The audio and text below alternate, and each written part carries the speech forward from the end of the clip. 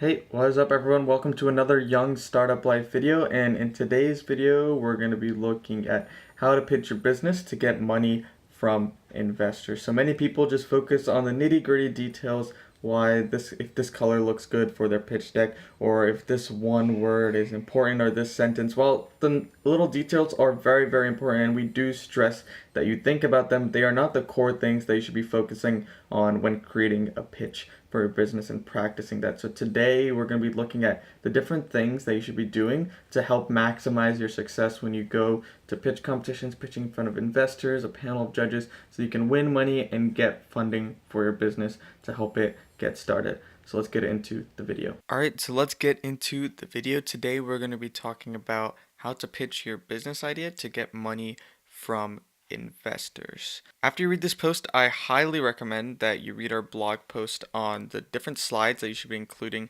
in your pitch deck to attract investors and win competitions. We've probably talked about this blog post quite a while, and it really takes you through the slides that you should be looking at and the ones that investors and the judging panel of many famous competitions for young entrepreneurs, what they look at to judge the various startups that come to the competitions or that go to the investors. So these slides are very, very important if you are creating a pitch deck, and these are something that you should be looking at, and it'll just help you get started. Obviously, you should have for a variety of pitch decks, and we've talked about that in the past. You should have many pitch decks for various different people and different competitions, and that'll help you as well. But these are the main ones that you should include in almost every single pitch deck that you create. So I highly recommend you read that blog post and or watch that video after this one. And I also recommend that since you'll be going to various pitch competitions, you're gonna want your pitch and your pitch deck to be perfect. And many times I've competed for over $10,000 on the line, which may not seem a lot, but when you're in high school or just a young entrepreneur, it goes a long way for your startup. So I definitely recommend you download our free editable pitch deck blueprint. It's based off of award-winning startups. You learn the various key slides that wow investors. So it's similar to that blog post, but it takes you through and gives you a blueprint. So exact step by step, and a blueprint that you can actually edit and put your startup's information. And it gives you free bonus slides, and it utilizes a slide deck design that works and has won many competitions. So if you want a design that works and you want slides that are already there, you just got to go in and add your content to it. Definitely download this pitch deck blueprint. All right, so let's get straight into it. Number one, I would say that you want to keep it simple, engaging, and moving. So you got to do those three things. You don't want to bore your audience. They've probably listened to hundreds, if not millions, thousands of pitches in their lifetime. And right before you begin, you got to remember that you're no different. Your startup may be amazing, but you are no different. And if your pitch is long and boring, then no one will want to listen to you. You're ruining that big chance. So you want to think about three main things when practicing your pitch. It's what problem are you solving? What solution are you providing? So you might be solving the same problem as other people, and this problem might be great, but if your solution isn't there, or your solution isn't different from the rest of the competition, that doesn't make any sense, right? And lastly, how will you make money? Investors many times just don't care what your problem is, don't care what your solution is. Like I said, they've heard so many pitches, they just want to know how you can make money. And if your first two things are great, then your third one won't be there. If your number one and three are there, and your middle one isn't there, then it just doesn't matter. So you need all three things. You need to be able to explain all three things in an easy to understand and simple format. Like I said, this will definitely you'll definitely have them if you download that free pitch deck blueprint, because all of those three things are answered if you have those slides that we have listed out for you. Also, if you don't want to bore your audience and the people that are listening to you, you want to have your pitch anywhere between 5 to 8 minutes. This is, in my opinion, a very ideal time frame. Even if you have more time for your pitch, your judging panel, if they're listening to so many that day, it's just not going to work out well. Also, remember to keep moving through your pitch deck. You don't want to get stuck on one slide. So some things that you can do is show graphs, pictures, videos, prototypes, demos. Be excited to show off your startup and do those different things that I just said. Definitely help your pitch get moving quickly. All right, number two is to remember that the investors are investing in you. You are the face of the company, and you want to represent your company well. This also means that you need to show the people listening to to your pitch the qualities and the personality traits of your business. So let me just give you an example. If your business deals with young children and it has an energetic vibe to it, then you want to resemble that. You want to show that in your personality. You also want to be able to wear that in the clothing that you choose, in the prototype that you decide to show, constantly smile, engage the audience. If your business is stopping cybercrime, then you want to be more serious. You want to be more professional, utilize more statistics, data, facts, and use that to show off your business and show your business personality through you. So you see how adjusting your business personality, it makes a lot of sense when pitching your startup. If you haven't already, go ahead and read our blog post on what you should be doing before your business pitch. It goes over that in a little bit more detail. These are some things that I just have listed out here, some things that you should be constantly showing no matter what business you are. You want to show expertise, you want to be motivated, passionate about your business or your problems that you're solving. You want to be able to show flexibility as an entrepreneur. That's one of the key things that a lot of people don't have, is to be flexible with whatever you're doing. You want to show discipline, that you'll be able to hustle and work hard and be confident that you know what you're doing. These are just a few traits, but it should just get you started. So number 3 is to keep a balance, be humble and confident, right? You don't want to be one or the other. You want to keep a balance between both. You don't want your ego to show up. You might have one, but you don't want it to show up in your pitch. The judges are going to rip your business apart. It happens to everybody. They hate listening to someone that acts like they know it all, because in fact, the judges are probably more successful than you are at this moment.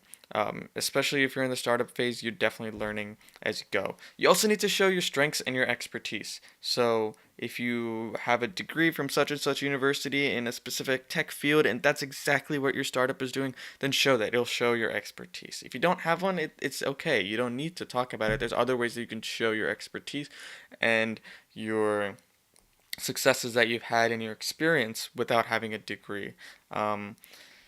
More often than not, the investor panel and the judges have had many years of startups, and they've created tons of successful businesses. You don't want to act like you are greater than them. So number 4 is to don't act like it's easy.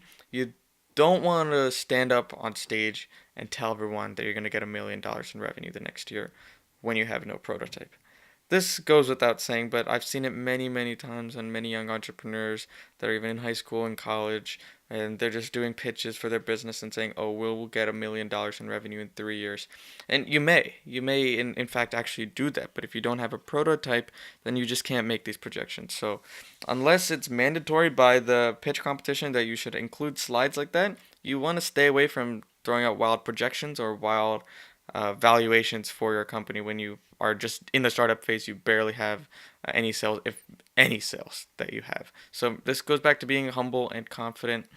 You don't want to exaggerate your statistics or anything else just to prove a point.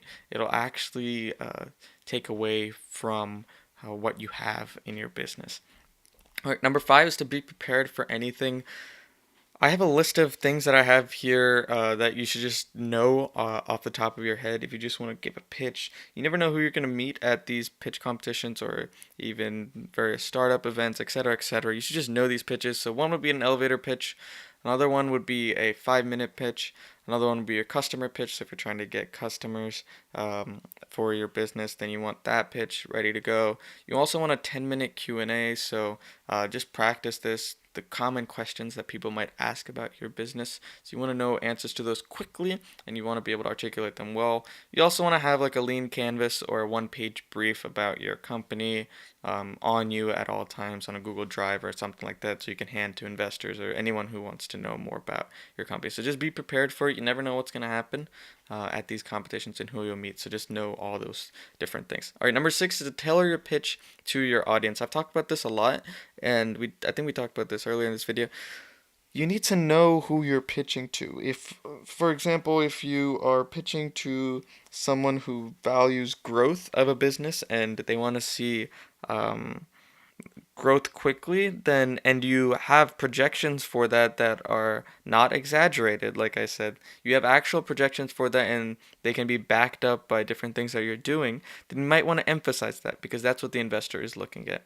Likewise, if they're looking at a social component of their business and they want to see that in your business, then maybe including more slides about that is important. And so you want to tailor your pitch to your audience. Most people that pitch their business have tens, hundreds of unique pitch decks with them. Don't worry, those aren't difficult to make, especially if you have a template. You can just download one. Like I said, it's for free. You can download that one and just get started making your first few, and you'll be on your way. All right. So number 7 is to practice. This last tip, it goes without saying. The more practice you do, the better. You don't want to over practice it because you might just go there and just start blanking. And this has happened to me many, many times. You don't want to sound rehearsed because that is just not good for your business. You can still practice, even sort of memorize it and still not sound rehearsed. And it is a skill that you're going to need. And it's really great if you can go and practice this in front of many different people in a variety of settings. This will definitely help you memorize your pitch, but also not sound rehearsed. Ideally, you don't want to memorize it, but if you need to, it is not a bad thing. Like I said, just continue to practice it until you get it down and you are confident to be in front of an audience, and you'll never know that until you actually go in front of the audience and pitch. So that's it for our blog post on the different things that you should have in pitching your business to get money from investors, how to do that. If you have any questions, definitely leave them in the comments section below. Subscribe to our YouTube channel, Young Startup Life. We're here to help entrepreneurs and give advice and tips so that you can succeed. Visit our website. It goes in a little bit more detail. You can read our blog posts and all the other content that we have there at youngstartuplife.com, and we'll see you in the next one.